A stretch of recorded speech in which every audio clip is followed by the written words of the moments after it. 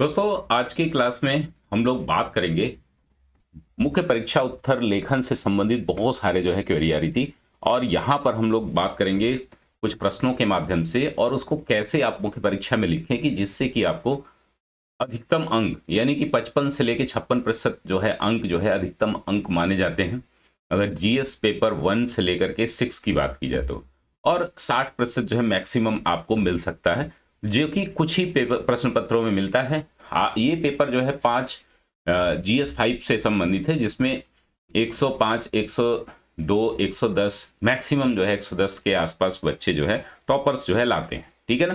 तो चलिए देख लेते हैं। प्रयागराज न केवल धार्मिक महत्व का एक प्राचीन शहर है बल्कि एक प्रशासनिक और साहित्यिक केंद्र भी है। महाकुंभ 2025 की तैयारियों के आलोक में प्रयागराज की सांस्कृतिक और ऐतिहासिक विरासत और इसकी शहरी विरासत के प्रबंधन में चुनौतियों का परीक्षण करें, ये प्रश्न है आपका। ये रहेगा पहला प्रश्न और मतलब कि 5 प्रश्न हैं इसमें टोटल। इससे हम शुरू करेंगे प्रयागराज से, चूंकि आपका जुड़ाव रहेगा। इस तरीके से आप फॉर्मेटिंग जो है किस तरीके से रिप्रेजेंट करते हो चीजों को, ये सभी जो है इसमें दिखाया गया है। धर्म, ज्ञान, शिल्प और कौशल के केंद्र के रूप में काशी की सभ्यतागत निरंतरता पर चर्चा करें और काशी विश्वनाथ कॉरिडोर जैसी आधुनिक परियोजनाएं इस विरासत को कैसे संरक्षित कर रही हैं। यानी कि इसमें मैंने प्रयास किया कि आपसे 2 प्रश्न अगर पूछे जाए परीक्षा में करंट से जोड़ करके तो भी आप कर लें और उसकी जो बेसिक है, चाहे वो वाराणसी हो, चाहे बोध गया हो, चाहे आप जो है उत्तर प्रदेश से संबंधित जितने भी, बोध गया नहीं, कुशीनगर हो, प्रयागराज हो, अयोध्या हो, किसी से भी प्रश्न पूछे जाएं तो आप लोग उसको आसानी से कर लें। जैसे कि अभी हमारा जो है तीसरा जो प्रश्न होगा, ये चौथा प्रश्न था। तीसरा प्रश्न है, अयोध्या के प्राचीन महत्व की चर्चा करते हुए वर्तमान के आध्यात्मिक पर्यटन के विकास का विश्लेषण करें। इस पर हम लोग डिटेल बातचीत करेंगे। साथ ही बातचीत करेंगे हम और 2 प्रश्नों पर। वो प्रश्न जो है अब इनको लिखें कैसे, फ्रेमिंग चार्ट कैसे बनाएं, आप जो है किस तरीके से डायग्राम बना सकते हैं। उत्तर प्रदेश के प्रसिद्ध बौद्ध स्थल सारनाथ व कुशीनगर राज्य के अंतर्राष्ट्रीय पर्यटन को बढ़ावा देने में किस प्रकार सहायक हैं, चर्चा कीजिए। ये हमारा दूसरा प्रश्न रहेगा आज का। और हमारा जो है एक और प्रश्न है जो कि एक करंट अफेयर से जुड़ा मुद्दा है, पश्चिमी उत्तर प्रदेश से संबंधित है। हाल ही में सिनौली से प्राप्त पुरातात्विक निष्कर्षों यानी खोजों का उत्तर प्रदेश के सांस्कृतिक व सभ्यतागत इतिहास को समझने में किस प्रकार महत्वपूर्ण है, चर्चा कीजिए। ठीक है ना। तो इसके जो है कुछ ऐसी चीजें प्राप्त हुई हैं जो आपके लिए बहुत ही उल्लेखनीय। हम शुरू करेंगे प्रयागराज से, चूंकि आपका जो है जुड़ाव जो है यहाँ से रहेगा। ज्यादातर लोग जो है उत्तर प्रदेश से हैं और प्रयागराज में रह के तैयारी करते हैं, तो आप सभी के जो है प्रयागराज को जानते हुए भी प्रयागराज के बारे में अगर लिखने को आ जाए तो हम जो है थोड़ा सहम से जाते हैं, क्योंकि यहाँ कुछ हमें बहुत कुछ देखने को मिलता नहीं है। और इस बार महाकुंभ भी था तो इस पर भी प्रश्न पूछे जा सकते हैं, तो इस पर हम लोग डिटेल बातचीत करेंगे। नमस्कार दोस्तों, मैं धनंजय सिंह आप सभी का स्वागत करता हूं आपके अपने प्लेटफॉर्म अभियान सिविल सर्विसेज और पीसीएस अड्डा पर। दोस्तों अब मैं ये कार्यक्रम जो है आपको ऑनलाइन और ऑफलाइन प्रयागराज में भी आपको देखने को मिलेगा। यानी कि ऑफलाइन जो है आप प्रयागराज में जो ज्वाला देवी स्कूल है उसके बगल में हमारा ऑफिस बन रहा है। अभी जो है शुरुआत हो चुकी है, आपको मंडे से क्लासेस स्टार्ट हो जाएंगी। जो लोग भी रजिस्ट्रेशन कराना चाहते हैं, मात्र 50% जो है 50 स्टूडेंट्स के लिए डिस्काउंट है आपका 50%। ठीक है ना। जो भी हमारे कोर्सेज हैं, मुख्य परीक्षा के कोर्सेज हैं, प्रारंभिक परीक्षा के कोर्सेज हैं, या जो भी आप टेस्ट सीरीज देना चाहते हो, हमारे यहाँ मेंटरशिप भी है, किसी भी प्रकार की क्लासेस है, तो वो आप सैटरडे कल जो है आप हमसे मिल सकते हो आके प्रयागराज में और आप अपनी पूरी जानकारी हमसे ले सकते हो। किस तरीके से आप वहाँ तैयारी करें, क्या क्या चीज़ें जो है आपको देखने को वहाँ पर मिलेंगी, वो भी आपका होगा। और भी हमारे क्लासेज चल रही हैं, उन क्लासेस से आप जुड़ जाएं। क्लासेज जो है हमारी कौन कौन सी हैं आपकी देख रहे हैं, यहाँ पर क्लासेज चल रही हैं निबंध लेखन की, जो कि निःशुल्क हैं आपकी। और यहाँ पर जो है आपको देखने को मिलेगी कि ये जो है कौन कौन से कोर्सेज हैं। आपका 18 अक्टूबर से ये कार्यक्रम शुरू होना था, बीच में छुट्टियां हो गई, तो ये कार्यक्रम जो है फिर से मंडे से शुरू होगा। आप एक बार आकर के ऑफिस में जरूर मिलें। ये देखिए यहाँ पर जो है 50% डिस्काउंट है। ये फीस जो है आपका ये मुख्य परीक्षा के लिए ऑनलाइन 9,999 है, जो कि आपका ऑनलाइन फीस आपका 4,999 होगा। और इसमें आपका 3,699 का एक कोर्स जो है पूरी तरीके से हिंदी और एस्से का फ्री है, यानी कि मात्र 1,500 रुपए में आप कंप्लीट क्लासेस कर रहे हैं। और वैसे ही ऑफलाइन जो है ये 10,000 के आसपास जो है आपको कंप्लीट मिल जाता है। आपको भी वहां पर भी हिंदी और एस्से आपको फ्री मिलता है, यानी कि वहां पर जो है आपको, तो ये सारी डिटेल अगर आपको चाहिए तो आप हमें व्हाट्सअप करें। 8076944053 पर। तो चलिए शुरू कर लेते हैं आज की क्लास।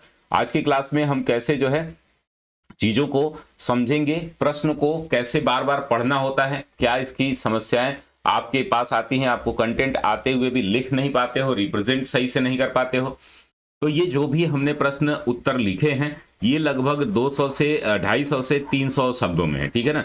250 से 300 शब्दों में मैंने लिखे हैं, क्योंकि इसमें कंटेंट जो है आपको पर्याप्त मिले कि आपको कहीं समस्या नहीं। तो वो कहाँ कहाँ आपको कंटेंट कम करने हैं, आपको इसको 200 शब्दों में या इससे कम में दर्शाने हैं, इसलिए तो आपको थोड़ा सा जो इंट्रो में लिखता हूं ना, इंट्रो आपको कम लिखना है, ठीक है ना। आइए देख लेते हैं। पहले तो प्रश्न समझेंगे कि प्रयागराज न केवल धार्मिक महत्व का एक प्राचीन शहर है बल्कि एक प्रशासनिक और साहित्यिक केंद्र भी है।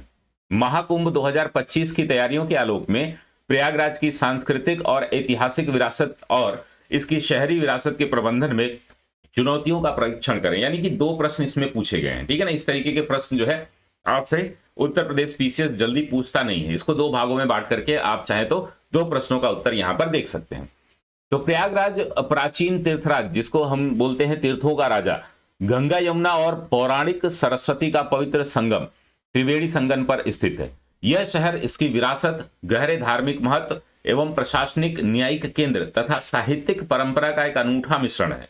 उत्तर प्रदेश सरकार द्वारा महाकुंभ 2025 का आयोजन, जहां करोड़ों की संख्या में प्रतिदिन लोगों का आवागमन का प्रबंधन एक महत्वपूर्ण चुनौती था, ठीक है ना। अब चूंकि ये लंबा है, आपको इतना लंबा लिखना नहीं होता। हिंदी मीडियम की जो सबसे बड़ी समस्या होती है कि इंट्रो में बहुत ज्यादा आप सीधे लिखेंगे कि जैसे एग्जाम में कैसे लिखना है आपको, तो ये सारी चीजें न लिख करके आप सीधे क्या कर सकते हो, लिख सकते हो।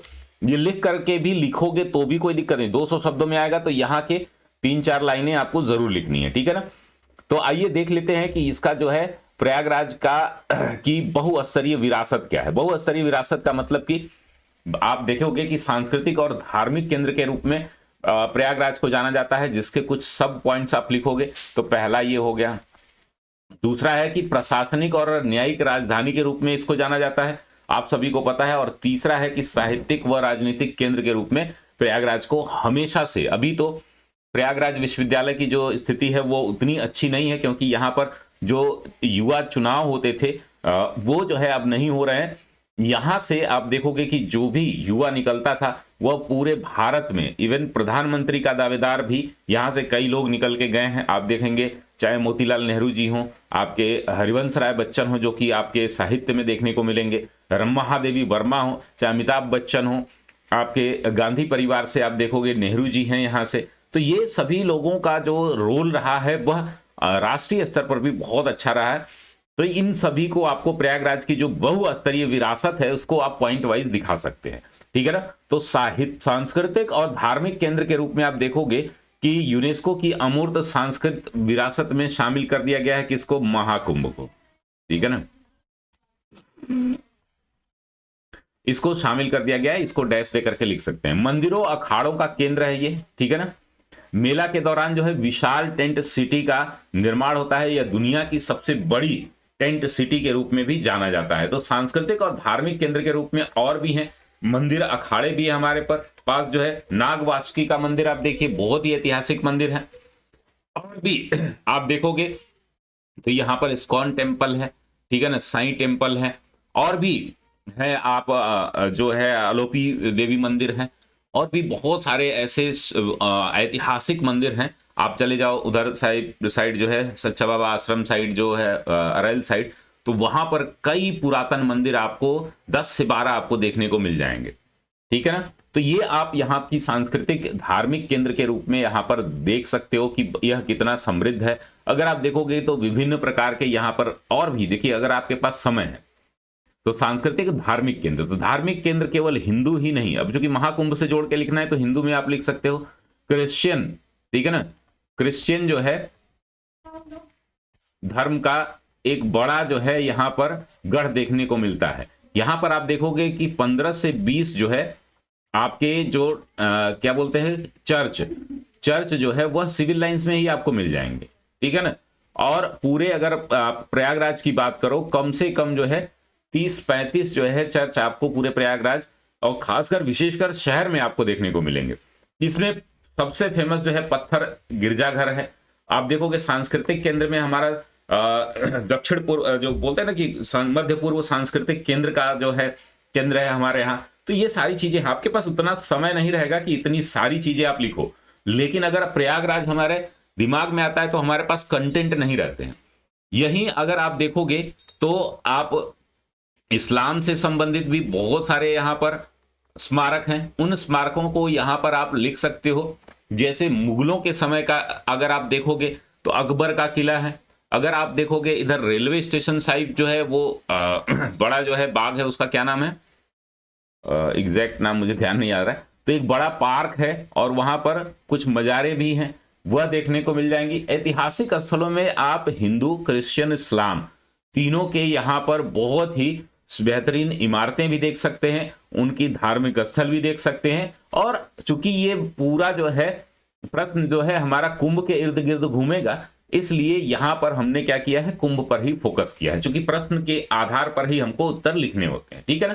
तो सांस्कृतिक और धार्मिक केंद्र में एक एक लाइन आप क्रिश्चियन और इस्लाम का बढ़ा सकते हैं। आइए दूसरे बिंदु को देखते हैं दोस्तों, प्रशासनिक और न्यायिक राजधानी के रूप में। तो अंग्रेजों के समय जो उत्तर पश्चिमी प्रांतों की राजधानी था, और ये भारत की राजधानी भी मिंटो के समय जो है इसको कुछ समय के लिए घोषित किया गया था, ठीक है ना। बाद में ये राजधानी जो है परिवर्तन हुआ। तो प्रयागराज मिंटो पार्क आपने देखा होगा, वहां पर जो है काफी इसमें जो है फेरबदल, और केंद्र के रूप में अगर आप देखोगे तो लोक सेवा आयोग, संघ लोक सेवा आयोग की भी केंद्र के रूप में यहां से शुरुआत होने वाली थी, लेकिन ये बाद में टाल दिया गया। यहां पर लोक सेवा आयोग है, आपका एजी ऑफिस है, और बहुत सारी प्रशासनिक और जो है जैसे कि आप माध्यमिक शिक्षा आयोग है, तो शिक्षा आयोग सारे यहां पर आपको मिलेंगे। लोक सेवा आयोग मिलेगा, एजी ऑफिस, एसपी ऑफिस भी अभी तक था, उसका ट्रांसफर हो गया अभी लखनऊ में। तो ये प्रशासनिक है, तो पुलिस प्रशासन हो चाहे एडमिनिस्ट्रेशन से संबंधित और भी मामले हों, तो यहां पर कई जो है हेड ऑफिस हैं। वहीं इलाहाबाद उच्च न्यायालय, यहां पर यहां को इसीलिए प्रयागराज को क्या बोला जाता है, न्यायिक राजधानी बोला जाता है। आप चले जाओगे सिविल लाइंस के एक घड़े में, आप देखोगे तो सिर्फ काली कोट और न्यायाधीश लोग दिखेंगे, उनकी गाड़ियां दिखेंगी, और ये जो है न्यायिक राजधानी के रूप में जाना जाता है। तो ये आपका एक प्रशासनिक और न्यायिक राजधानी वाला पॉइंट हो गया। तीसरे बिंदु पर आते हैं, साहित्यिक और राजनीतिक केंद्र के रूप में। तो स्वतंत्रता संग्राम का तंत्रिका तंत्र था ये आप देखोगे, चाहे आप अल्फ्रेड पार्क में जाकर के देखो, आजाद पार्क जो अब नाम है उनका, तो वो चंद्रशेखर आजाद का शहीद स्थल हो, चाहे आप देखोगे तो यहां पर जो है आनंद भवन हो, नेहरू जी का घर है यहां पर, और साथ ही जो है हमारे कई स्वतंत्रता सेनानी जो है यहां पर निवास करते थे। और साथ ही वहीं से आप देखोगे फतेहपुर में एक जगह है 52 करके कुछ बोला जाता है, जहां 52 स्वतंत्रता संग्रामियों को फांसी दी गई थी। 1857 की क्रांति में प्रयागराज का नेतृत्व किसने किया था, कौन सा जो है शासक था, वो आप उसका नाम कमेंट बॉक्स में बताओगे, और उससे संबंधित कुछ 4-5 योद्धाओं की जो 1857 की क्रांति में यहां पर रहे, इनका नाम लिखोगे आप कमेंट बॉक्स में, ठीक है ना। इलाहाबाद विश्वविद्यालय, जो कि पूर्व का ऑक्सफोर्ड कहा जाता है, साहित्यिक रूप में यहां पर जो है आप वियना कन्वेंशन के जो है हमारे एच.एन. द्विवेदी सर जो पार्टिसिपेट किए एकमात्र भारतीय हैं। साथ ही जो है विटगेस्टीन आदि से मिलने, विटगेस्टीन जो है उनके जो है संगत में रहे हैं। तो इस तरीके का जो हमारा डिपार्टमेंट ऑफ फिलोसफी है इलाहाबाद विश्वविद्यालय का, डिपार्टमेंट ऑफ हिस्ट्री है हमारा, डिपार्टमेंट ऑफ आर्कियोलॉजी है, ये वार्ड लेवल का काम करता है, ठीक है ना। अगर आप चले जाओ अपने म्यूजियम में, आपके जो कंपनी बाग में है म्यूजियम में, आपको ढेर सारे आर्कियोलॉजी के काम दिखेंगे जो इलाहाबाद विश्वविद्यालय के हैं। अभी थोड़ा सा इसमें पठन पाठन में लेकर के बहुत सारा डाउनग्रेड हुआ है अपना ऑक्सफोर्ड का ऑफिस, लेकिन इसमें बहुत सालों तक राज किया है। दर्शन विभाग हो, अपना इतिहास विभाग हो, बायोलॉजी डिपार्टमेंट हो, आपका जो है मैथ्स डिपार्टमेंट हो, ये डिपार्टमेंट बहुत ही बड़े स्तर पर काम करते थे, अभी भी कर रहे हैं, लेकिन उनका स्तर जो है थोड़ा सा डाउनग्रेड हुआ है, ठीक है ना। महादेवी वर्मा, हरिवंश राय बच्चन, इस पर मैंने एक कविता भी लिखी है, मैं भी इलाहाबादी हूं, तो उसमें आप देखोगे ना तो यहां पर चाहे आप मतलब मैं सैकड़ों नाम बता सकता हूं, हर्षवर्धन, आपका अकबर इलाहाबादी, या आप जोड़ सकते हो कि आपका अकबर तो यहां रहे ही रहे। साथ ही साथ अगर आप देखोगे तो ध्यानचंद की कर्म भूमि है ये, जन्मभूमि है। साथ ही हमारे जो है अभिषेक बच्चन, अमिताभ बच्चन, हरिवंश राय बच्चन, वो तो हैं ही। साथ ही हमारा जो है तिग्मांशु धूलिया से लेकर के और बहुत सारे जो है बड़े बड़े व्यापारी से लेके, नेता से लेकर के यहाँ पर आपको देखने को मिलेंगे। ठीक है ना। हमारे कई प्रधानमंत्री, नंदा जी भी जो राष्ट्रपति रहे हैं, तो कई लोग यहाँ पर आपको देखने को मिलेंगे।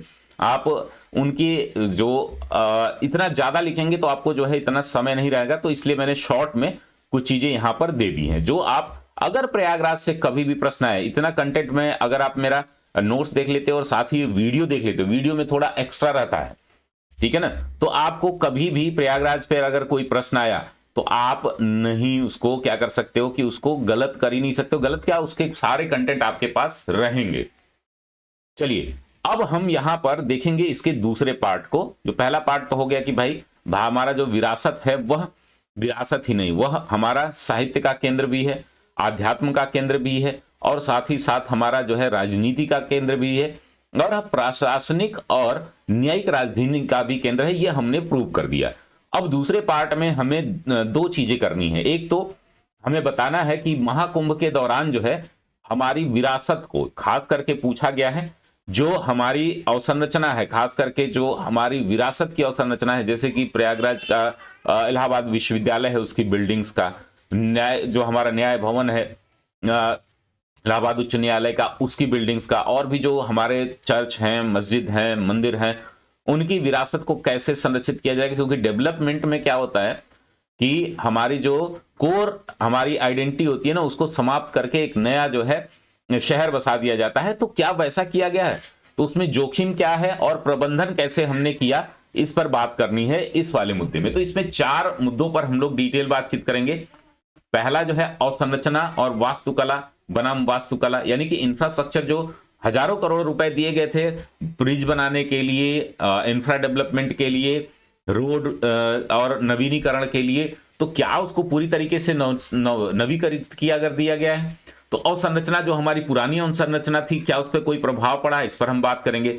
साथ ही दूसरा हम बात करेंगे कि इतना 60 करोड़ से अधिक लोगों का आना, जो एक अनुमान लगाया गया था, उनका भीड़ प्रबंधन, महत्वपूर्ण स्थानों पर जो हमने बहुत सारे कैसे यूज किया उसका, यानी कि भीड़ प्रबंधन बनाम तीर्थयात्री अनुभव कैसा रहा। तीसरा जो हमारा बिंदु है वो है पर्यावरणीय स्थिरता बनाम प्रदूषण। एक बड़ी समस्या है, इतने करोड़ लोग आएंगे तो ठोस अपशिष्ट और जो लिक्विड अपशिष्ट होता है, यानी कि डिस्चार्ज होगा, तो वह नदी में जाएगा, कहां जाएगा, और ये जो है इतने बड़े स्तर पर जो कूड़े कचरे इकट्ठा होंगे उनका निपटान कैसे किया जाएगा। तो पर्यावरणीय स्थिरता बनाम प्रदूषण। और हमारा जो चौथा है अस्थायी बनाम स्थायी विकास। तो दोस्तों ये 4 बिंदुओं पर हम बात करेंगे, एक एक को समझेंगे और इस प्रश्न की गहराई को भी समझेंगे। तो पहले पार्ट को हमने कर लिया, अब दूसरा पार्ट जो कि पूरी तरीके से महाकुंभ पर डेडिकेटेड है, तो एक एक बिंदु को समझते हैं हम। पहला बिंदु हमारा क्या है, तो पहला बिंदु हमने बताया है कि जो हमारा विरासत है वर्सेस जो है आपका डेवलपमेंट, यानी कि वास्तुकला, अवसंरचना बनाम वास्तुकला विरासत, ठीक है ना। तो जोखिम इसमें क्या क्या था, तो इसमें बहुत ज्यादा आपको लिखने का स्कोप नहीं रहता है, ठीक है ना। तो आप क्या करोगे, चार्ट ग्राफ के ही माध्यम से 2-2 बिंदु, एक एक बिंदु दिखा दोगे तो वही नंबर देता है, ठीक है ना। बहुत सारे लोग कहेंगे कि डिटेल में नोट्स नहीं है, इतना भी नोट्स आपको देना में हमें क्या हो गया है कि 200 से हमें 250 से 300 शब्द क्या करने पड़े हैं, डालने पड़े हैं, ठीक है ना। ये उत्तर आपको लिखना किसमें में होता है, 125 में या तो 200 में। तो ये बहुत कठिन काम होता है कि कम शब्दों में आप कैसे जो है क्या करो, रिप्रेजेंट करो। तो तेजी से, जोखिम क्या है, तेजी से निर्माण के कारण पुरानी इमारतों, न्यायालय भवन, विश्वविद्यालय इमारतों आदि का पर प्रभाव पड़ेगा, ठीक है ना। लेकिन इस बार क्या किया गया है, टेक्निक डेवलप की गई है, विरासत संवेदनशील योजनाएं रही हैं, ठीक है ना। आपने देखा होगा कि किसी भी महत्वपूर्ण बिल्डिंग के साथ छेड़छाड़ नहीं किया गया है और उसको रीस्टोर करना, उल्टा रीस्टोर किया गया है। परियोजना से पहले विरासत प्रभाव आकलन जो असेसमेंट होता है ना, एक हेरिटेज इफेक्ट असेसमेंट टेक्निक लाई गई थी। अब इस पर हम डिटेल में यहां पर बात नहीं करेंगे, चूंकि यहां पर उत्तर प्रदेश में देखिए योगी आदित्यनाथ की सरकार है, और चूंकि हिंदू विचारधारा से वो प्रभावित हैं, और ये जो है प्रयागराज तीर्थराज जो कहा जाता है, ये बहुत बड़ा हमारे लिए पवित्र स्थल है हिंदू धार्मिक भावना के लिए। तो इस पर बहुत बारीकी से काम किया गया है। शहर के कोर को बदलने की बजाय जो है ना, यातायात को मोड़ने और बाईपास निर्माण पर जोर दिया गया है। चाहे फाफामऊ से आप देखो तो उधर के लोगों को उधर ही सुनियोजित किया गया, इधर आप झूसी वाले से देखोगे तो उधर सुनियोजित किया गया, और इधर से आप नैनी साइड से देखोगे तो उधर सुनियोजित किया, इधर कानपुर रोड से आप देखोगे तो झलवा आदि से एयरपोर्ट वाला जो है एक अलग, मतलब कि 4 जो है प्रकार के हब बना दिए गए पूरे कुंभ में। तो शहर के कोर को नहीं बदला गया, बल्कि यातायात को ऐसे मोड़ दिया गया कि उससे क्या है कि बाईपास निर्माण आदि करके कि आपके जो मेन हमारे जो शहर है, जो शहर की मूल भावना है, उसके साथ छेड़छाड़ नहीं किया गया। तो इंफ्रास्ट्रक्चर डेवलपमेंट तो हुआ है। अगर आप सिविल लाइन से और एयरपोर्ट की तरफ जाओगे, झलवा की साइड जाओगे, तो वहां पर जो है कई जो है फ्लाईओवर बन गए। एक बड़ा फ्लाईओवर जो है छौपटका से आप देखते हो निकलता है, जिससे कि वहां की ट्रैफिक को वहां कंट्रोल किया गया। साथ ही फाफामऊ से 2 पुल बन गए, एक पुल जो है पुराना वाला तो है ही, एक नया पुल जो है उधर बना है, हालांकि वो पूरी तरीके से बना नहीं हुए, अभी 2 पुल और बन रहे हैं। ठीक है, तो ये सारी चीजें जो है आप देखोगे। नैनी साइड से एक बड़ा पुल बन रहा है जो जो गंगा नदी का सबसे बड़ा पुल है। उसके अलावा कई सारे पुल जो है, नैनी नया पुल जो है वो था ही, पुराना पुल था ही, नया पुल भी बना, और उसके अलावा नए पुल का मरम्मत हुई और अन्य पुल भी बने। वहां पर पुलों का एक जाल बना है, ठीक है ना। अब एक नया पुल बन रहा है आपके यमुना पर, जो कि सीधे एमपी से आप आओगे और सीधे जो है बिना शहर में घुसे आप चले जाओगे इधर एयरपोर्ट साइड। तो ये जो है एक बड़ा काम हुआ है। दूसरा हम देखेंगे भीड़ प्रबंधन बनाम तीर्थयात्री। अभी देखिए कि देखिए मौनी अमावस्या के दिन जो है आपने देखा था एक बड़ा हादसा हुआ, और वो हादसा जो है भुलाया नहीं जाता। वो हर बार जो है आप देखोगे 2019 का एकमात्र कुंभ रहा अर्ध कुंभ, जिसके अलावा हर बार कभी न कोई घटना दुर्घटना बड़ी हुई है, सैकड़ों लोग हताहत हुए। तो इसमें आप देखेंगे जोखिम क्या है, भीड़ प्रबंधन बनाम तीर्थयात्री अनुभव। तो 60 करोड़ से अधिक यात्रियों का भीड़ प्रबंधन, महत्वपूर्ण स्नानों खास करके जो है शाही स्नानों के दिन भगदड़ और आपदाओं का उच्च जोखिम ये बना रहता है, ये जोखिम हमेशा रहता है। प्रबंधन इसका कैसे किया गया, तो मेला परिसर को 32 सेक्टर में बांट करके प्रत्येक में थाना बना दिया गया। नियंत्रण के लिए आधुनिक तकनीकों, एकीकृत कमान व नियंत्रण केंद्र ICCC बनाया गया। AI ड्रोन का उपयोग करके उचित प्रबंधन किया गया, जिससे कि इसका प्रभाव जो है भीड़ भगदड़ आदि बहुत कम स्तर पर रहे। एक दिन जो छोड़ करके, 1-2 दिन को छोड़ करके बहुत ज्यादा जो है इसमें देखने को नहीं मिला। आगजनी हो, चाहे भगदड़ हो, चाहे अन्य चीजें हो, उसमें देखने को आपको नहीं मिली। तो ये आपका प्रबंधन रहा। तीसरे पर हम देखेंगे पर्यावरणीय स्थिरता बनाम प्रदूषण।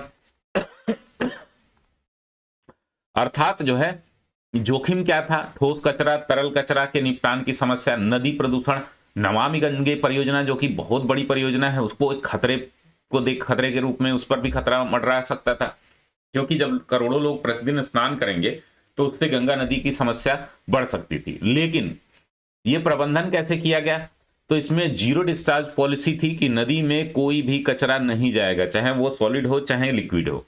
सीवेज ट्रीटमेंट प्लांट लगाए गए, बायो कंपोस्ट लगाए गए, सुदूर कचरा निपटान की व्यवस्था की गई, आधुनिक तकनीकों का प्रयोग किया गया। बैक्टीरिया फंगाई आदि से संबंधित जो है बहुत सारे कार्यक्रम लगाए गए। हालांकि इस पे आलोचना भी काफी होती है कि ये जो है कहाँ डंप किए गए, सरकार ने इसका कोई खुलासा नहीं किया है। फिर भी इन सब चीजों को देख करके हमें एक प्रशासनिक अधिकारी के रूप में बात करनी है। जोखिम हम देखेंगे स्थायी बनाम अस्थायी विकास। इसमें सबसे बड़ी समस्या थी कि मेला के समय तो डेवलपमेंट हो गया, ठीक है ना। अगर हम देखेंगे कि योगी आदित्यनाथ के अलावा कोई और सरकार होती तो उतना फोकस नहीं होता। अगर किसी और धर्म के मानने वाले अगर सरकार में होते तो उतना फोकस नहीं होता, तो ये अस्थायी एक बुनियादी ढांचा निर्माण हो। लेकिन यहां पर एक अलग रूप देखने को मिला। जोखिम क्या था, अस्थायी बुनियादी ढांचों का टिकाऊ होना या ना होना, दीर्घकालिक शहरी प्लान से एकीकृत न होना। यानी कि अभी देखिए ये स्मार्ट सिटी है, आपको पता ही है 100 स्मार्ट सिटी में एक प्रयागराज भी है। प्रयागराज के जो है बहुत सारे जो सीवेज प्लान है, या रोड का है, या बाईपास का है, या रिंग रोड का है, या अब मेट्रो का है, इन सभी के साथ कोई छेड़छाड़ न करते हुए परियोजनाएं अस्थायी संपत्ति के रूप में नियोजित की गई। दीर्घकालिक मास्टर प्लान को इसमें क्या इंटीग्रेट किया गया, तो ये जो है पूरी तरीके से प्लानिंग के आधार पर ये सारी चीजें हुई हैं कि जो भी डेवलपमेंट हुए हैं वह टेम्पोरेरी होकर न होकर के वह लॉन्ग टर्म डेवलपमेंट पर फोकस किया है सरकार ने। तो ये रहा पहला हमारा प्रश्न। अब इसका कंक्लूजन कैसे लिखेंगे, दो तीन लाइन जो है आप कंक्लूजन के लिए, 2-3 लाइन जो है आप इंट्रो के लिए रख सकते हो। अगर 125 में आएगा तो जरूरी नहीं है कि आप कंक्लूजन और इंट्रो भी लिखो, ठीक है ना। 200 वाले में इसको लिखना होता है, जहां चर्चा करिए मूल्यांकन करिए शब्द रहते हैं वहां पर लिखना होता है। तो प्रयागराज की विरासत आस्था शासन बौद्धिकता का एक अनूठा संगम है। महाकुंभ ने प्रयागराज के शहरी विकास में एक उत्प्रेरक का काम किया है। 60 करोड़ धार्मिक एवं आध्यात्मिक दर्शनार्थियों को सकुशल स्नान व दर्शन कराना, साथ ही संवेदनशील चुनौतियों से पार होना उत्तर प्रदेश प्रशासन और केंद्र सरकार की एक महत्वपूर्ण उपलब्धि है। इसको लिख करके आप इसको एंड कर सकते हैं। तो ये रहा पहला प्रश्न जो है वो 5वें नंबर पर है। ये डे 1 का हमारा जो है टारगेट है। आप जो है इससे जुड़ने के लिए आप हमसे जुड़ सकते हो। ये नंबर है हमारा 80 76 94 40 53। चलिए इसको आप लोग नोट कर लीजिए। ऑफलाइन प्रयागराज में सिविल लाइंस में ज्वाला देवी स्कूल के बगल में आप कल मीटिंग कर सकते हो। मंडे से क्लासेस वहां पर शुरू हो रही हैं और साथ ही ऑनलाइन जो है हमारी क्लासेस जो है इसी तरीके से चलती रहेंगी। अब ये 5000 का जो प्लान है उसमें ना क्लासेस भी आपको मिलेंगी, ठीक है ना। केवल हमारे यहाँ आंसर राइटिंग नहीं है, आपको क्लासेस भी लगभग 150 से 200 क्लासेस भी मिलेंगे इसी तरीके की, ठीक है ना, जिसमें आपको लगभग जो है सारे टॉपिक कवर कराए जाएंगे। अब इस तरीके से अगर हम GS5 को टॉपिक वाइज, टॉपिक का मैंने जो डिवीजन किया है ना वो बड़ा ही शानदार है, आप देखोगे तो बड़ा मजा आएगा, ठीक है ना। तो टॉपिक अगर इस तरीके से आप कवर कर लेते हो, ठीक है, तो आपका कोई भी प्रश्न नहीं छूटेगा। मैं गारंटी दे रहा हूं कि आपके 100% आयोग की जो लिमिट है ना वो हमें पता है, ठीक है ना। आप हमारे नोट्स अगर देखोगे, हैंड रिटन या प्रिंटेड नोट्स अगर आप लेते हो मेंस के लिए, तो 100% मैं गारंटी दे रहा हूं एक भी प्रश्न आपको बाहर नहीं आएगा, ठीक है ना। अगर आ भी गया तो आप लिखने की कंडीशन में रहोगे। चौथा नंबर प्रश्न को देख लेते हैं। यह जो है काशी विश्वनाथ कॉरिडोर से संबंधित है और काशी की जो मेन कोर जो वैल्यू है उससे संबंधित है।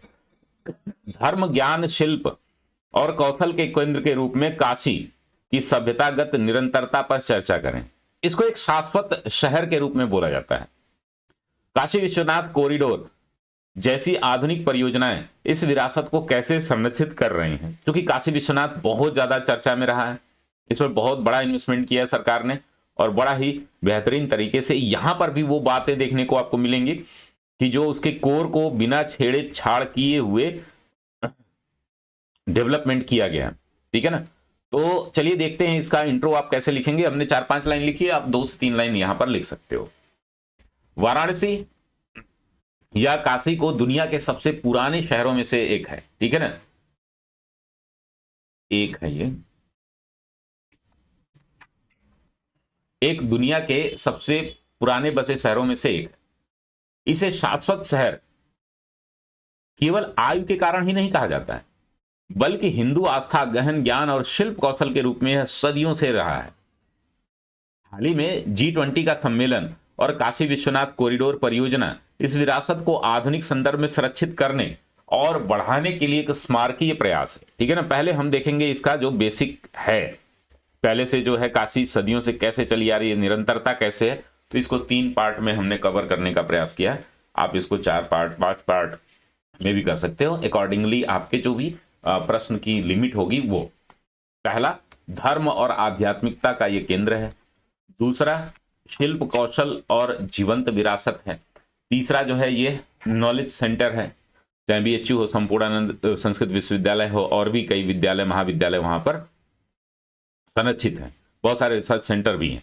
तो इन 3 मुद्दों पर जो इसकी निरंतरता है उसके बारे में हम बात करेंगे।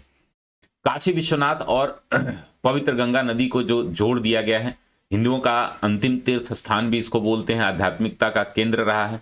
गंगा के घाट अटूट आध्यात्मिक परंपरा के जीवंत रंगमंच हैं।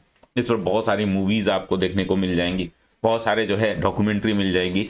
जो बहुत सारे जो है, जैसे अभी हमारा एक जो है एक भारत फेस्ट, भारत के तहत जो है कार्यक्रम आयोजित किया जाता है, जो कि स्टेट जो है एक दूसरे से कोऑर्डिनेट करते हैं। तो जैसे तमिल संगम होता है ना हमारे यहाँ, बनारस तमिल संगम, काशी तमिल संगम, तो वो भी आप यहाँ पर लिख सकते हो।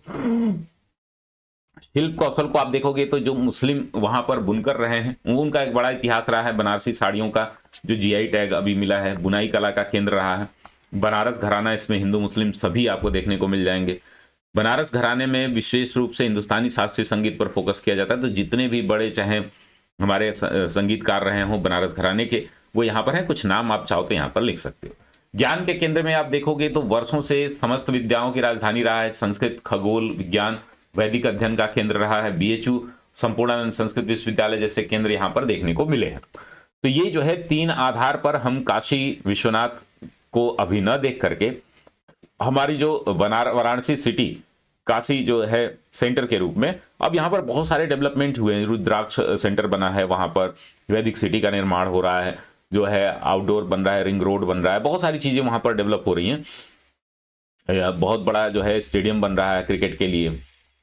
तो ये सारी चीज़ें हैं। अभी हम काशी विश्वनाथ कॉरिडोर के और उसके संरक्षण और कायाकल्प को लेकर के 4 भागों में इसको हमने बात की है। पहला क्या है? खोज के माध्यम से संरक्षण, यानी कि कई लगभग 40 नए मंदिरों की खोज हुई है, ठीक है ना, जिसको जो हमारा मेन काशी विश्वनाथ जी का मंदिर है उसके साथ जो है एकीकृत किया गया है, बिना कोर को छेड़छाड़ किए हुए। दूसरा है तीर्थयात्री अनुभव को बढ़ावा मिला है, यानी कि यहां पर विश्व स्तरीय सुविधाएं बढ़ाई गई हैं। सुविधा केंद्र है, विश्राम क्षेत्र हैं, खास करके होटल, जो रेस्टोरेंट हैं आपके, क्या बोलते हैं उसको, जो धार्मिक स्थल होते, मतलब वो होते हैं धार्मिक लोगों के लिए निःशुल्क जो व्यवस्था होती है रुकने की, उसको आप देखने को मिलता है। तो इस पर हमने बात करना है। और तीसरा जो है शहरी नवीनीकरण, बहुत सारे जो है नई तरीके से इसको, और रिस्टोरेशन, ठीक है ना। तो ये 4 मुद्दों पर हमने इसको कवर किया है। तो चलिए देख लेते एक एक करके। इस तरीके से प्रश्नों को अगर आप लिखेंगे तो ये मैंने इसमें ऐसा नहीं है कि सारे प्रश्न ऐसे ही लिखने हैं, आपको बदल बदल के लिखते रहने हैं, ठीक है ना। मैंने यहाँ पर एक ओवरव्यू दिया है आपको, जैसे 40 से अधिक प्राचीन मंदिरों को खोजना, जैसे गंगेश्वर महादेव और मनोकामेश्वर महादेव, ऐसे कई मंदिर जो है वहां पर खोजे गए हैं और उनको इंटीग्रेट किया गया है। पूरे गलियारे को एकीकृत व संरक्षित किया गया है खोज के माध्यम से। तीर्थयात्री अनुभव को बढ़ावा देने के लिए वहां पर कई सारे जो विश्व स्तरीय सुविधाएं दी गई हैं, खास करके जो सुविधा केंद्र, विश्राम क्षेत्र व चिकित्सा सुविधाएं, भारी भीड़ को संभालने के लिए स्थायी प्रबंधन। शहरी नवीनीकरण जो हुआ है, घाटों की सफाई हुई है। वहां पर घाट इतने गड़बड़ थे, बहुत गंदगी भरे थे, गंगा नदी का बहुत बड़ा दुरूह स्थिति थी, उन सभी को सही किया गया। रुद्राक्ष कन्वेंशन सेंटर भारत जापान के सहयोग से उसको डेवलप किया गया। स्मार्ट सिटी परियोजना और बुनियादी ढांचे का जो निर्माण हुआ है वह अद्वितीय है। अगर आप बनारस 10 साल पहले गए हो और अब जाओगे तो उसमें अंतर आपको देखने को मिलेगा, लेकिन ट्रैफिक में अंतर आपको अभी भी देखने को नहीं मिलेगा। जो बनारसी है वो कमेंट बॉक्स में कमेंट्स करें। रेस्टोरेशन, तंग गलियों एवं अतिक्रमण को हटाकर चौड़ीकरण किया गया है। जो गंगा नदी से सीधे आप जो है जाओगे, आप मेन चौराहे पर, जो विश्वनाथ मंदिर का चौराहा है काशी विश्वनाथ जी का, तो वहां पर जो है आपको पूरा चौड़ीकरण देखने को मिलेगा। ललिता घाट से मंदिर चौक को जो जोड़ना है, एक बड़ा ही अद्भुत कार्य रहा है। मंदिर स्थानों को पुनर्स्थापित करना, ये सारी चीजें जो है आपको रेस्टोरेशन के रूप में पुनर्जीवित और पुनर्स्थापित करने के रूप में इसको मिलेंगी। तो एक लास्ट में निष्कर्ष कैसा रहेगा, इसको आप देख लीजिएगा। तो शाश्वत गंगा और कालातीत काशी विश्वनाथ मंदिर के बीच की कड़ी को पुनर्स्थापित करके खोई आध्यात्मिक हृदय को पुनर्जीवित कर दिया। आधुनिक शहरी नियोजन का उपयोग शाश्वत शहर की जीवंत विरासत को संरक्षित करना सर्वाधिक महत्वपूर्ण है, ठीक है ना। तो इसको आप लोग ध्यान में रखिएगा। तो ये हो गया आपका दूसरा प्रश्न। आइए बढ़ते हैं तीसरे प्रश्न पर, चलते हैं। पहले प्रश्न से शुरू करते हैं। एक नया प्रश्न है आपका सिनौली। बहुत कम लोग इसको सुने भी होंगे, प्रारंभिक परीक्षा के दृष्टिकोण से भी ये महत्वपूर्ण है। सिनौली का जो है खोज हुई है, एक अद्भुत देखा गया है इसको। सिंधु घाटी सभ्यता और जो वैदिक सभ्यता थी, हमारी आर्यों की सभ्यता, सबको ये चुनौती देता है, ठीक है ना। तो हाल ही में सिनौली से प्राप्त पुरातात्विक निष्कर्षों यानी खोजों का उत्तर प्रदेश के सांस्कृतिक व सभ्यतागत इतिहास को समझने में किस प्रकार महत्वपूर्ण है, चर्चा कीजिए। और इसको हम कई तरीके से और भी मॉडिफाई करने का प्रयास हमने किया है। हाल ही में उत्तर प्रदेश के बागपत जिले में सिनौली में भारतीय पुरातत्व सर्वेक्षण द्वारा उत्खनन में कांस्य युग यानी कि 2000 से 1800 ईसा पूर्व के कई वस्तुएं प्राप्त हुई हैं, जैसे युद्ध रथ, ढाल, तलवार आदि, जो कांसे की मिली हैं। ठीक है ना। अब ये जो है क्यों महत्वपूर्ण है, तो इसको दो भागों में बांट करके हमने लिखा है कि खोजें कौन कौन सी हुई है, उनका क्या महत्व है। ठीक है ना। कैसे ये ऐतिहासिक आख्यान जो हमारे पहले जो बातें कही गई हैं उनको चुनौती देते हैं, और दूसरा है कि सिनौली की जो हालिया खोजें हुई हैं उसमें किस प्रकार से हम देखते हैं कि यह अन्य सभ्यताओं को चुनौती दे रहा है, और किस प्रकार से यह अलग है या सेम है। जो महाकाव्य युग है, रामायण, महाभारत, विशेषकर महाभारत युग के समय जो स्थल हैं उनको जो है यह प्रमाणित भी करता है। तो एक एक करके हम लोग देख लेते हैं। सिनौली के निष्कर्षों का जो महत्व है, पहला महत्व ये देखते हैं कि एक योद्धा वर्ग और उन्नत समाज का साक्ष्य मिलता है। जो माना जाता था कि आर्य बाहर से आए थे और उनके पास जो है कोई भी, हमारे पास न घोड़े थे न रथ थे, तो सबसे आश्चर्यजनक जो है वो 3 रथों का समूह, और ये सामान्य रथ नहीं है, ये बैलगाड़ियां नहीं है, ये हल्के पहिए वाले तेज वाहन है। यानी कि ये इनको खींचने में भी घोड़ों का सहयोग लिया गया होगा, तो ये बैलगाड़ियां ना होकर हल्के पहिए वाले तेज वाहन है। कांस्य युग के दौरान एक समृद्ध योद्धा वर्ग की उपस्थिति इनको देखने को यहां पर मिलती है।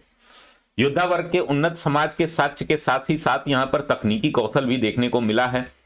तांबे के हेलमेट मिले हैं, ढाल मिली है, तलवार के साथ साथ उन्नत धातु शिल्प कौशल की ओर इशारा किया गया है। सामाजिक स्तरीकरण की बात करें तो शाही कब्रगाह यानी कि एलीट वर्ग के लिए कब्रगाह मिली है, जिसमें 4 पैरों वाले लकड़ी के ताबूत मिले हैं। द्वितीय कब्रगाह यानी कि जो आमजन होते हैं उनके लिए भी कब्रगाह मिली है। जटिल अंत्येष्टि अनुष्ठान एक अभिजात योद्धा वर्ग की ओर इशारा करता है, यानी कि जो अंत्येष्टि कार्यक्रम होता है, जो क्रिमेशन जो पद्धति होती है, उसके आधार पर यह अनुमान लगाया जाता है कि अगर कुछ वीआईपी लोगों का जो दफन कराया जाता है या जलाया जाता है या अंत्येष्टि क्रिया की जाती है तो वह किस प्रकार से की गई, तो शाही कब्रगाह के रूप में कई चीजें मिली हैं, ताबूत मिले हैं। तो ये दर्शाते हैं कि हम कितने उन्नत थे उस टाइम पे। तो एक एलीट वर्ग का जो है प्रभाव देखने को मिला है। ऐतिहासिक आख्यानों को, ये दूसरा पार्ट है इसका, कैसे चुनौती दे रहे हैं। तो इस खोज ने 2 प्रमुख सिद्धांतों को चुनौती दी है। पहला आर्य प्रवासन का सिद्धांत, यानी कि इसके अनुसार घोड़े और 4 पहिए वाले रथ लगभग 1500 ईसा पूर्व इंडो आर्यन प्रवासियों द्वारा भारत लाए गए। और दूसरा सिंधु घाटी सभ्यता की परिधि, यानी कि गंगा यमुना दोआब को अक्सर हड़प्पा और मोहनजोदड़ो जैसे शहरीकृत नगरों की तुलना में पिछड़ा और परिधीय क्षेत्र माना जाता है। उसी के दौरान एक बड़ी जो है हमें देखने को मिल रहा है कि एक बड़ा योद्धा वर्ग और एक बड़े अच्छे सामाजिक स्तरीकरण के साथ जो है उन्नत जीवन जीते हुए लोग यहां पर देखने को मिले हैं। ये 2 जो हमारी जो चुनौतियां हैं उनको सिनौली की हालिया खोजें यह इशारा करती हैं कि यह क्षेत्र जो है परवर्ती हड़प्पा काल के समकालीन अलग समानांतर उन्नत संस्कृति की मेजबानी करता है। गेरुए रंग के मृदभांड पाए गए हैं, ठीक है ना, OCP जिसको बोला जाता है। तो संस्कृत का पुनर्मूल्यांकन भी करने को यहां पर देखने को मिलता है। सिनौली के पाए गए मृदभांड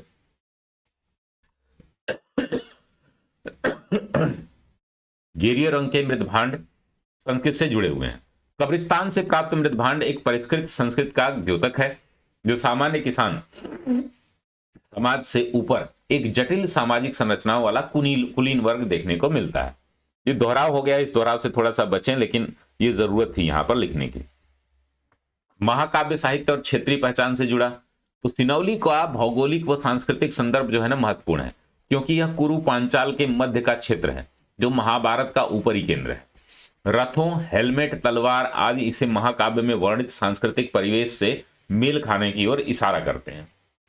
तो इसका जो है कंक्लूजन आप कैसे लिखोगे, तो सिनौली की खोज केवल कलाकृतियों का संग्रह न होकर सिंधु घाटी सभ्यता से अलग एक उन्नत संस्कृति के रूप में स्थापित करता है। साथ ही उत्तर प्रदेश के लिए यह खोज एक बेहतरीन इसके इतिहास को महाकाव्य पौराणिक कथाओं के दायरे से निकालकर मूर्त पुरातात्विक तथ्यों तक ले जाती है। यानी कि जो लोग कपोल कल्पना चाहे हमारे पूजनीय राम जी के अस्तित्व को लेकर के हो, या महाभारत के जो ग्रंथ हैं उनको, जो हमारे बहुत सारे जो वैदिक ग्रंथ हैं या महाकाव्य काल के जो ग्रंथ हैं उनको जो है कपोल कल्पना बताना, उन पर एक जो है प्रहार है, सीधा प्रहार है। ठीक है ना। आइए देखते हैं, 2 प्रश्न और बचे हैं। वीडियो थोड़ी लंबी होगी तो आप लोग थोड़ा धैर्य दीजिएगा। अगर आप कहेंगे तो जैसे 2018 में मैंने 4 वीडियो बनाई थी जो अभी भी हैं, आपको यूट्यूब पर मिल जाएंगे, अनअकैडमी यूपी एग्जाम पर, और उन 4 वीडियो को देख करके हजारों बच्चों ने लाभ लिया था। ठीक है ना। वो 3-3 घंटे की वीडियो थी, मैराथन वीडियो का कॉन्सेप्ट जो है ना मेरा ही था। ठीक है ना। अगर आप देखोगे मैराथन वीडियो जो यूट्यूब पर मैंने लाया था वो मेरा ही कॉन्सेप्ट था, और आज जो है फलाना लोग जो है, बहुत सारे लोग जो है मैराथन फलाना ढिकाना लोग ला रहे हैं मैराथन के नाम पर। तो ये मैराथन वीडियो जो है उस समय जो है 10 मिनट की, 5 मिनट की, 15 मिनट की वीडियोस हुआ करती थी, मैक्सिमम आधे घंटे के, और वो भी सिर्फ प्री के चुटका लोग पढ़ते थे। पहली बार जो है मुख्य परीक्षा इंट्रोड्यूस की गई यूपी पीसीएस में 2018 की मुख्य परीक्षा। 2018 की मुख्य परीक्षा में आप को कोई नोट्स न किताब, कुछ भी नहीं था। इस पर मैंने 400 प्रश्नों में पूरे सिलेबस को कवर किया था, और आपको जान के हैरानी होगी कि 90% प्रश्न वहीं से आए थे। ठीक है ना। और लगभग 2000 से अधिक स्टूडेंट जो है, उस समय वीडियो वायरल होने की जो है ना बहुत कम व्यूज आते थे, लेकिन मेरे एक वीडियो पर एक दिन में 10,000, 20,000, 30,000 व्यूज आ जाते थे। तो इस तरीके के बहुत सारी वीडियोस जो है अनअकैडमी ने हाइड कर दी। फिर भी आप यूपीपीएससी मेंस मैराथन 2018, क्या आपको सर्च करना है, यूपीपीएससी मेंस मैराथन 2018, ये अगर आप टाइप करते हो तो पहली ही वीडियो मेरी आएगी। ठीक है ना, जो कि बिना फेस के आपको देखने को मिलेगी वहां पर। और वो वीडियो जो है उसके नोट्स अभी भी इतने कारगर हैं कि 50% क्वेश्चन अगर आप वही नोट्स पढ़ लेते हो तो यूपी पीसीएस के 50% क्वेश्चन जो है आपको सीधे वहीं से मिल जाते हैं। ठीक है ना। तो ये आप लोग ध्यान में रखिएगा। आप कहेंगे तो इस तरीके की नई मैराथन मैं फिर से बना दूंगा, जो कि जीएस 6 वीडियो 8 वीडियो में बना दूंगा 8 पेपर पर, जो 4-4 से 5-5 घंटे की होंगी। तो एक बार कमेंट बॉक्स में कमेंट करिएगा आप लोग। अगर आप लोग यहां तक आ गए हैं तो मेरे हिसाब से आपको इसमें मजा आ रहा है। ठीक है ना। अब जो मेरी क्लासेस होती हैं, आपको कैसा पढ़ाने का तरीका वो कैसा लगता है, अब जरूर कमेंट बॉक्स में बताइएगा। और ये जो है बहुत ही ज्यादा फ्रूटफुल होती हैं आपके एक होलिस्टिक डेवलपमेंट में। जो लोग भी नई तैयारी शुरू कर रहे हैं वो लोग भी देख लें। ये ऐसे प्रश्न हैं जिनकी कभी भी आप नहीं पढ़े हैं तो भी, एकदम नए बच्चे हैं तो भी, क्योंकि पेपर 5-6 का अलग से तैयारी नहीं होगी। आप जीएस के अन्य पोर्शन के साथ यूपी स्पेशल जब पढ़ोगे ना डिटेल में, तो वो पढ़ोगे लिखोगे सीधे सीधे आप करते रहोगा। ठीक है ना। उसका अलग से बहुत डिटेल में पढ़ने की आवश्यकता नहीं होती है। तो आप कमेंट बॉक्स में कमेंट करके जरूर सूचित करिएगा। और हमारे कुछ कार्यक्रम हैं, उन कार्यक्रमों से अगर आप जुड़ना चाहते हैं, खास करके मुख्य परीक्षा के कार्यक्रम हमारे बहुत ही फ्रूटफुल होते हैं। 80 76 94 40 53, इस पर जो है आप व्हाट्सएप करके डिटेल ले सकते हैं। ठीक है ना। इस कोर्स से अगर जुड़ना हो आपको, तो इस कोर्स को अगर आप एक बार पढ़ लेते हो ना, तो आपको प्रारंभिक परीक्षा में कभी समस्या नहीं आएगी। मुख्य परीक्षा में तो आएगी ही नहीं, प्रारंभिक परीक्षा में भी समस्या नहीं आएगी। तो चलिए देख लेते हैं। उत्तर प्रदेश के प्रसिद्ध बौद्ध स्थल सारनाथ व कुशीनगर राज्य के अंतर्राष्ट्रीय पर्यटन को बढ़ावा देने में किस प्रकार सहायक हैं, चर्चा कीजिए। ठीक है ना। तो ये बहुत बड़े स्तर पर आपने डेवलपमेंट इन दोनों शहरों में देखा है। ठीक है ना, दोनों स्थलों के आसपास देखा है। तो वाराणसी के निकट सारनाथ वह स्थान है जहां बुद्ध ने अपना पहला उपदेश यानी कि धर्म चक्र प्रवर्तन दिया था, तथा कुशीनगर वह स्थान है जहां उन्होंने महापरिनिर्वाण प्राप्त किया था। इस गहरे आध्यात्मिक और ऐतिहासिक महत्व को पहचानते हुए उत्तर प्रदेश सरकार द्वारा बौद्ध सर्किट के माध्यम से इस क्षेत्र में पर्यटन को बढ़ावा दे रही है। ठीक है ना। उत्तर प्रदेश सरकार जो है इसको बढ़ावा दे रही है, और वह अंतर्राष्ट्रीय स्तर पर कैसे जुड़ा है इसके बारे में हम बात करेंगे। तो बौद्ध सर्किट के विकास की जो रणनीतियां हैं उसको हम 3 भागों में बांट करके देखेंगे। पहला जो है विश्व स्तरीय कनेक्टिविटी का निर्माण, दूसरा है अवसंरचना और सुविधा में वृद्धि, इसके उदाहरण भी आपको लिखने होते हैं, और तीसरा है नीतिगत पहल व अंतर्राष्ट्रीय प्रचार। ये पहला पार्ट रहेगा। अगर दूसरे पार्ट की बात करें तो इसमें जो है क्या करेंगे, इन दोनों के विभिन्न सब पॉइंट्स लिख करके हम इसको क्या कर सकते हैं, एलोबरेट कर सकते हैं। तो बौद्ध सर्किट के विकास की जो रणनीतियां हो, कैसे जो है अंतर्राष्ट्रीय स्तर पर सहयोग दे रहा है ये। तो विश्व स्तरीय कनेक्टिविटी का निर्माण हुआ है कुशीनगर अंतर्राष्ट्रीय हवाई अड्डा। और आपको जानकर के खुशी होगी कि श्रीलंका के जो है ना, जब इसका हवाई अड्डे का जो है वो हुआ था ना उद्घाटन, तो श्रीलंका से जो है ना बौद्ध जो है वो भिक्षुक बोलते हैं ना उनको, बौद्ध भिक्षु जो है वह श्रीलंका से आए थे उद्घाटन में। काफी भारी संख्या में लग रहा है 40-50 लोग आए थे। तो कुशीनगर अंतर्राष्ट्रीय हवाई अड्डा है जो इसे श्रीलंका, थाईलैंड, वियतनाम, दक्षिण कोरिया, जापान जैसे बौद्ध बहुल देशों से सीधे उड़ान के लिए डिजाइन किया गया है। वाराणसी अंतर्राष्ट्रीय अड्डा को सीधे सारनाथ से जोड़ दिया गया है, ठीक है ना, तो वो एक बड़ा स्थल है। अच्छा, कुशीनगर हवाई अड्डा का नाम तो मेरे ख्याल से कुशीनगर ही है। वाराणसी अंतर्राष्ट्रीय हवाई अड्डा का नाम बताइए, ये स्पेशल नाम होते हैं ना हवाई अड्डे के जो, तो वो कमेंट बॉक्स में नाम बताइए, वाराणसी अंतर्राष्ट्रीय हवाई अड्डा का नाम क्या है। यह सारनाथ को अंतर्राष्ट्रीय स्तर पर जोड़ता है। भूमि से भी कनेक्टिविटी काफी है, पूर्वांचल एक्सप्रेसवे है, गोरखपुर लिंक एक्सप्रेसवे के विकास से कनेक्टिविटी हुई है। यहां आप जाओगे तो बहुत सारे जो है एक्सप्रेसवे आपको बनारस में देखने को मिलते ही हैं। और संरचना और सुविधा में वृद्धि हुई है। जैसे सारनाथ में हम देखें तो धमेक स्तूप पर बुद्ध के जीवन और शिक्षाओं पर साउंड और लाइट शो होते हैं। बेहतर रास्ते, ध्यान केंद्र आदि बनाए गए हैं।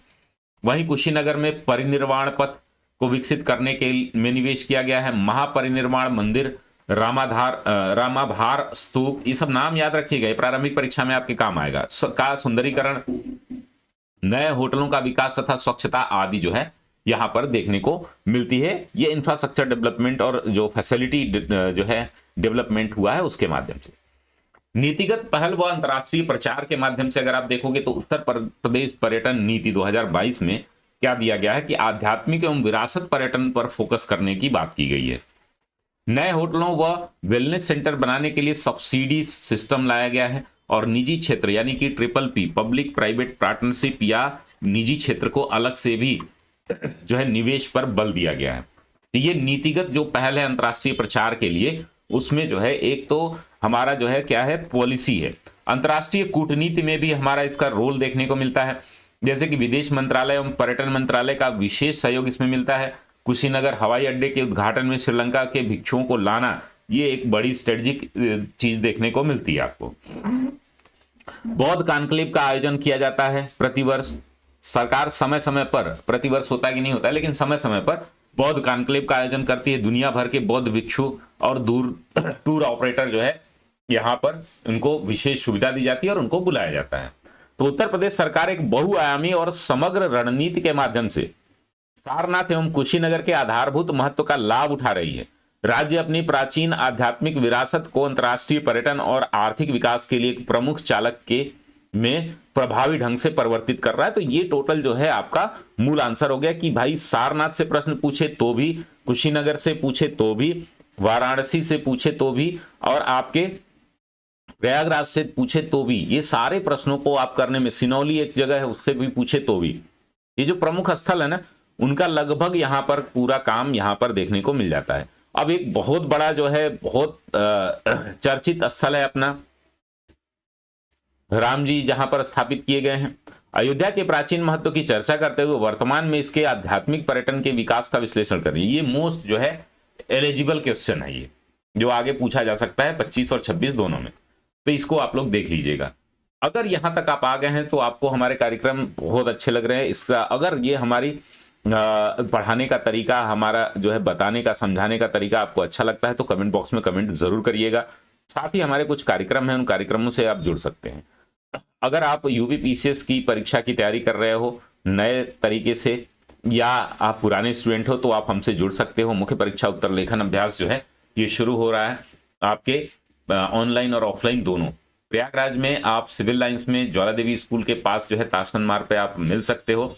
आप हमें कॉल करके, जब भी आप आइएगा कॉल जरूर कर लीजिएगा 8076 9440, या हमें व्हाट्सएप कर दीजिएगा, ठीक है ना, 53 इस पर व्हाट्सएप करके कॉल करके आप आइएगा। अभी थोड़ा सा ऑफिस जो है रिनोवेट हो रहा है, बोर्ड नहीं लगा हुआ है, इसलिए आपको मिलेगा नहीं, ठीक है ना। और वहां पर जो है क्लासेज आपकी शुरू हो रही हैं। तो ये जो है आप फीस वगैरह के बारे में हम बात कर लेंगे। आपको बहुत हैवी डिस्काउंट दिया जा रहा है, प्रथम 50 लोगों के लिए ऑफलाइन भी ऑनलाइन भी 50% डिस्काउंट है। तो चलिए यहां पर हम बात कर लेते हैं अगर आप धैर्य बनाए हैं, देखिए ये जो है ना, अभी टिकटॉक का ज़माना है, टिकटॉक मतलब जो भी रील्स का ज़माना है, और जो आपका कंसंट्रेशन लेवल है वो बहुत ही कम हो गया है, ठीक है ना। आपको भी अब बड़ी क्लासेस देखने में मुझे लग रहा है कि डर लग रहा है आप लोगों को, या आप लोगों के पास जो है उतनी क्षमता बची नहीं है, ठीक है ना। बहुत सारे स्टूडेंट मैं देखता हूं कि असहज होके अभद्र कमेंट भी करने लगे हैं। ये सारी चीजें आपको दिखा रही है ना, जो ब्रेन रॉट है, ये ब्रेन रॉट बहुत तेजी से हो रहा है। इस पर मैं पूरा कहेंगे आप लोग तो ब्रेन रॉट क्या है, और इस पर मैं वीडियो बनाऊंगा, आप कहेंगे तो मैं बना दूंगा। ब्रेन रॉट कैसे आपको ना पूरी तरीके से प्रभावित कर रहा है, खास करके जेनजी को, जो 1990 के बाद लोग हैं ना, जेनजी जो है, ये लोग जेनजी को जो है बहुत बड़े स्तर पर प्रभावित कर रहा है। उनके अंदर धैर्य, उनके अंदर जो है रिस्पेक्ट, ये सारी चीजें जो है क्या है, समाप्त होती जा रही हैं, ठीक है ना। तो आप लोग जो भी आपको अगर मान लीजिए कोई आलोचना करनी है किसी शिक्षक की, किसी की भी, तो उसके बहुत सारे माध्यम होते हैं, बहुत सारे तरीके होते हैं, ठीक है ना। गाली गलौज और इस तरीके से चीजें मैं हमारे चैनल पे तो बहुत कम ऐसी चीजें होती है, लेकिन मैं अन्य चैनल पर देखता हूँ, बेचारा कोई मेहनत कर रहा है, कोई टीचर है पढ़ाने का प्रयास कर रहा है, तो उसको भी उल्टा सीधा हो सकता है उसको कम आए, आपको नहीं समझ में आ रहा है आप छोड़ दीजिए, ठीक है ना, फॉलो करिए।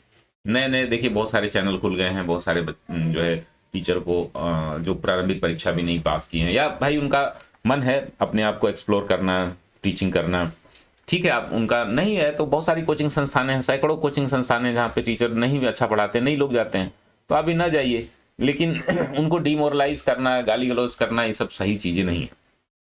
अयोध्या को हम देखेंगे, ये प्रश्न जो है पहले तो हम देखेंगे ऐतिहासिक महत्व को, इसको कैसे स्थापित करना है, ये कैसे हमारे लिए हिस्टोरिकली बहुत इंपॉर्टेंट है, और वर्तमान में जो टूरिज्म करो करके जो है माना जा रहा है कि करोड़ों की संख्या में लोग जो है प्रतिवर्ष अयोध्या में आ रहे हैं। जब से स्थापना हुई है तब से तो सारे रिकॉर्ड टूट गए हैं।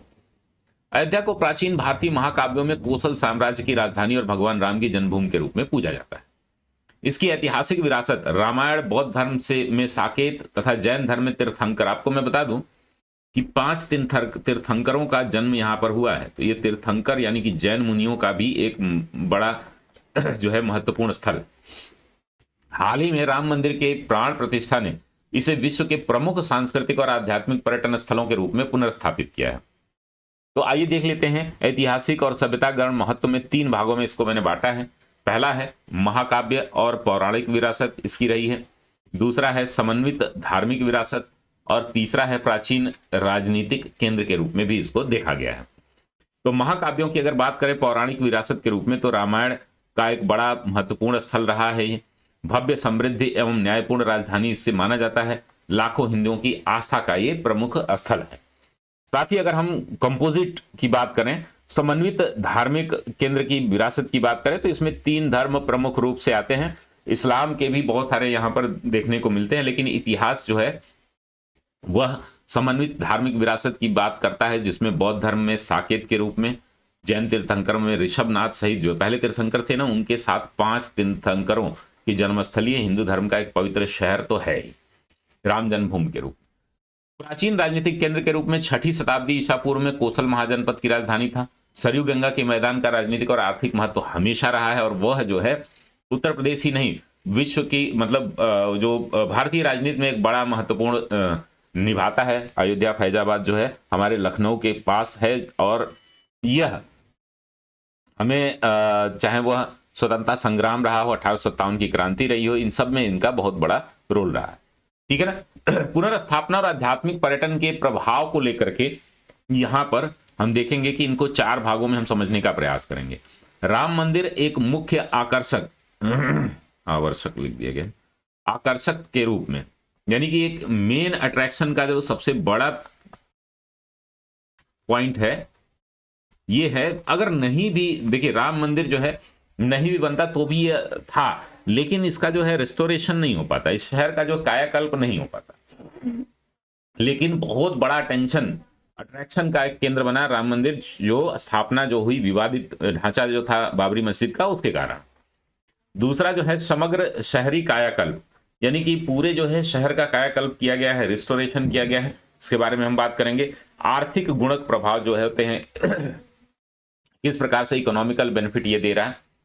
और चौथा जो है रामायण सर्किट का मेन केंद्र बना हुआ है, जो कि हम श्रृंगवेरपुर हो गया है, आपका चित्रकूट हो गया, इनसे जो है जोड़ने का प्रयास यहां पर किया गया है इनको।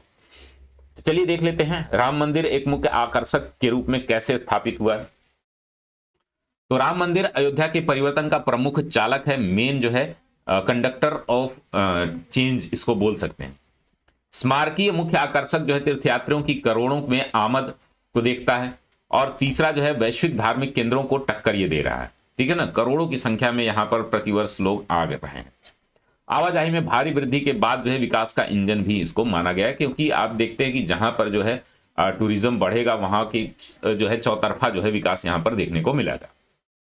दूसरा जो है समग्र शहरी कायाकल्प के रूप में अयोध्या का एक मास्टर प्लान है। अयोध्या का मास्टर प्लान 2031 तक का है, उसकी जो है हम यहाँ पर चर्चा करेंगे। तो जिसमें जो है विश्व स्तरीय संरचना आपको देखने को मिलेगी। विश्व स्तरीय संरचना जो है महर्षि वाल्मीकि हवाई अड्डा, अयोध्या धाम रेलवे स्टेशन, राजमार्गों का चौड़ीकरण। दूसरा है स्थानीय जीर्णोद्धार, यानी कि विरासत गलियारे, प्राचीन कुंडों का जीर्णोद्धार, सरयू रिवर फ्रंट का जो है विकास यहाँ पर किया जा रहा है। साथ ही थीम बेसिस जो है यहाँ पर कई सारी चीजें की जा रही हैं, जैसे कि वैदिक सिटी, रामपथ, भक्तिपथ यहाँ पर बनाए गए। थीम आधारित जो है डेवलपमेंट यहाँ पर देखने को मिलता है। तो समग्र शहरी कायाकल्प के रूप में अयोध्या का एक 2031 तक का मास्टर प्लान है। इसको आप लोग देखने को, जो लोग भी प्रयाग वहां से अयोध्या से होंगे, फैजाबाद से होंगे, आसपास के जगह से होंगे, वो लोग कमेंट जरूर करेंगे कि ये क्या चीजें डेवलप हुई हैं। आर्थिक गुणक के रूप में आप देखेंगे हॉस्पिटैलिटी, ठीक है ना, आतिथ्य जिसको बोलते हैं ना, हॉस्पिटैलिटी जो इंडस्ट्री है बहुत तेजी से डेवलप हो रही है वहां पर। हॉस्पिटैलिटी यानी कि आतिथ्य क्षेत्र में भारी उछाल देखने को मिला है। धर्मशालाओं और दर्जनों 5 स्टार होटल्स, हजारों की संख्या में नौकरियां यहां पर डेवलप हुई। रोजगार सृजन में अगर देखेंगे पर्यटन और अर्थव्यवस्था जो है, गाइड है, टैक्सी है, चालक है, नाविक है, इनका जो डेवलपमेंट हुआ ही है। स्थानीय कारीगर, रेस्टोरेंट मालिक, प्रत्यक्ष व अप्रत्यक्ष रोजगार मिला है यहाँ। रामायण सर्किट का एक बड़ा केंद्र देखने को यहां पर मिला है। तो स्वदेश दर्शन योजना का केंद्र है। श्रृंखलाबद्ध प्रभाव यहां पर देखने को मिलेगा, चेन इफेक्ट जिसको बोलते हैं, जैसे चित्रकूट, वाराणसी, श्रृंगवेरपुर। अब देखिए प्रयागराज जो लोग भी आते थे ना, आपको देखने को मिला था कि प्रयागराज जो लोग आते थे वह एक जो बोलते हैं ना कि श्रृंखलाबद्ध प्रभाव, चेन इफेक्ट, इसका सीधा सा उदाहरण जो है हम बता दें, आपको देखने को मिला होगा कुंभ में, महाकुंभ में लोग प्रयागराज आते थे दूर दूर से, साउथ से, नॉर्थ से, उधर से नॉर्थ ईस्ट से, आपके पश्चिम से, महाराष्ट्र से, गुजरात से, केरल से। तो ये लोग अपना ट्रायंगुलर करके आते थे कि हम प्रयागराज जाएंगे, वहां से काशी विश्वनाथ जाएंगे और फिर अयोध्या जाएंगे। और इसके नाते जो है ना बहुत बड़ा प्रेशर जो है इन दो जगहों पर बन गया था प्रयागराज की वजह से, ठीक है ना। यहां पर लाखों की भीड़ हो रही थी प्रतिदिन। तो ये जो है अयोध्या को एक सर्किट के रूप में डेवलप कर देगा जब चित्रकूट, वाराणसी और श्रृंगवेरपुर से जो है, यानी कि प्रयागराज, श्रृंगवेरपुर प्रयागराज में श्रृंगवेरपुर कहां पड़ता है आप कमेंट बॉक्स में जरूर बताइएगा। बहुत सारे लोगों को नहीं पता होगा, लेकिन बहुत ही सुंदर अब वहां पर भी डेवलपमेंट हो रहा है। अयोध्या का परिवर्तन विरासत आधारित विकास का प्रमुख उदाहरण है। अपने गहरे सभ्यतागत और ऐतिहासिक महत्व का लाभ उठाकर और इसे विशाल अत्याधुनिक बुनियादी ढांचे के साथ जोड़कर उत्तर प्रदेश राजनीतिक रूप से इसे वैश्विक आध्यात्मिक राजधानी के रूप में स्थापित कर रहा है। तो रणनीतिक रूप से, तो ये जो है एक बड़ा ही इंपॉर्टेंट मुद्दा था, ये भी आपको अच्छा लगा होगा। तो दोस्तों ये टोटल 5 प्रश्न रहे। कैसा लगा आपको ये क्लास, कैसे लगी आपको, ये हमारा तरीका कैसा लगा, और आपको चीजें याद हो रही हैं या नहीं हो रही हैं, आप कमेंट बॉक्स में जरूर बताइएगा। और आप कहेंगे तो इस पर जो है रेगुलर क्लासेस तो हमारी रहेगी, आप कहेंगे तो इस पर मैराथन क्लासेस भी 100 प्रश्नों के या 50 प्रश्नों के मैं लाऊंगा। 50 प्रश्न का मतलब है आपका 3 से 4 घंटा हो जाएगा। तो ये रही पूरी कंप्लीट जानकारी। मिलते हैं हम लोग अगली क्लास में। और दोस्तों अगर आपको हमसे जुड़ना है तो हमने कई बार आपको बता दिया, तो बार बार बताना आपको सही नहीं, 80 76 94 40 53 पर आप जो है हमसे संपर्क कर सकते हैं। और इसमें जो है कंप्लीट जानकारी, प्रारंभिक परीक्षा, मुख्य परीक्षा के कार्यक्रम ऑफलाइन ऑनलाइन दोनों, जिसमें मैं और पूजा मैम 2 ही आपको शिक्षक मिलेंगे। बहुत सारे लोग जो है पहले से ही इमेजिन करके आए कि एक कोचिंग संस्थान की तरह हम नहीं, तो हम एक कोचिंग संस्थान की तरह एक गाइड और आपके मेंटोर की तरह हम रहेंगे आपके साथ, चाहे कोचिंग में ऑफलाइन हो चाहे ऑनलाइन हो, ठीक है ना। बहुत ज़्यादा भीड़ टीचर बहुत सारा मल्टी टीचर इस तरीके का कार्यक्रम हम नहीं करेंगे। तो आपको हमारे ऊपर फेथ हो, हमारी टीम 2 ही लोगों की है, ठीक है ना, बाकी लोग बैकएंड से काम करते हैं, कुछ लोग कॉपी चेक करने में है, कुछ लोग कंटेंट में है, बस यही लोग हैं। और जो लोग फ्रंट पे नहीं आते तो हम 2 ही हैं। और अगर आपको हमसे जुड़ना हो, आपको लाभ लेना हो हैंड रिटन प्रिंटेड मटेरियल के माध्यम से, तो आप जरूर आप कमेंट बॉक्स में बताइएगा। तो ये रही कंप्लीट जानकारी। मिलते हैं हम लोग अगली क्लास में, तब तक के लिए धन्यवाद। स्वस्थ रहिए, मस्त रहिए, व्यस्त रहिए। और दिवाली खत्म हो गई है, अब जगिए, तैयारी शुरू कर दीजिए आप लोग।